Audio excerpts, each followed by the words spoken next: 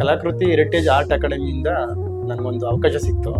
So Ashwin sir ನನಗೊಂದು ಮೇಲ್ಕೋಟೆ ಕ್ಷೇತ್ರದ್ದು ಮೈಸೂರು ಸ್ಟೈಲಲ್ಲಿ convert ಮಾಡಿ ಪೇಂಟಿಂಗ್ ಮಾಡಬೇಕು ಅಂತ ಹೇಳಿದ್ರು.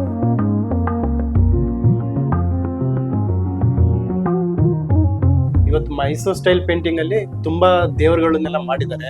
ರಾಮ, ಸೀತಾ, ಆಂಜನೇಯ ತುಂಬಾರು ಮಾಡಿದ್ದಾರೆ. ಆದರೆ ಮೇಲ್ಕೋಟೆ ಕ್ಷೇತ್ರದ್ದು ಯಾರು ಇದುವರೆಗೂ ಆ ಥರದ್ದು ಕ್ರಿಯೇಟೇ ಮಾಡಿಲ್ಲ ಮೈಸೂರು ಸ್ಟೈಲ್ ಪೇಂಟಿಂಗ್. ಒಂದ್ಸರ್ತಿ ನಾವು ಮೇಲುಕೋಟೆಗೆ ಹೋಗಿದ್ವಿ. ಸೊ ವಿಸಿಟ್ ಮಾಡುವಾಗ ಎಲ್ಲ ಫುಲ್ಲು ಚಲುವನಾರಾಯಣ ಸ್ವಾಮಿ, ವರಾಹ ಸ್ವಾಮಿ ಎಲ್ಲ ನೋಡ್ಕೊಂಡು ಬರೋವಾಗ ಅನ್ನಿಸ್ತು ನಾವು ಯಾತಕ್ಕೆ ಇದು ಒಂದು ಪೇಂಟಿಂಗ್ ಮಾಡಬಾರ್ದು ಅಂತ. ಹಾಗಾಗಿ ಯೋಚನೆ ಮಾಡಿ ಮೈಸೂರು ಪೇಂಟಿಂಗಲ್ಲಿ ಮೇಲುಕೋಟೆ ಕ್ಷೇತ್ರನ ತರ್ತಾ ಇದ್ದೀವಿ.